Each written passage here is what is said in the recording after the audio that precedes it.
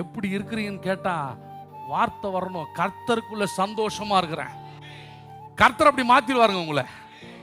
நீங்க என்ன வாயில சொல்றீங்களோ அப்படி கர்த்தர் உங்களை மாற்றி விடுவார்.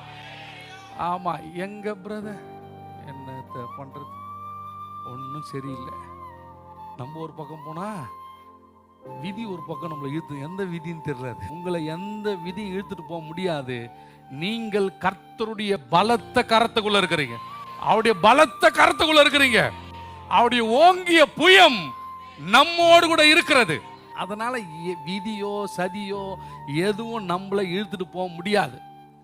நீங்க விரும்பினதான், உங்க வாய் சொல்றதுதான். எங்க பிரதர்னா அவ்வளவுதான், போயிடுச்சு. கர்த்தருக்குள்ள நான் சந்தோஷமா இருக்கிறேன். சந்தோஷமா வைப்பாருங்க. ஏன்னா நம்மை சந்தோஷமா வைக்கிறது அவருக்கு ரொம்ப ஆசை. அதனால தான் சொல்றாரு, எப்பொழுதும் சந்தோஷமா இருங்க.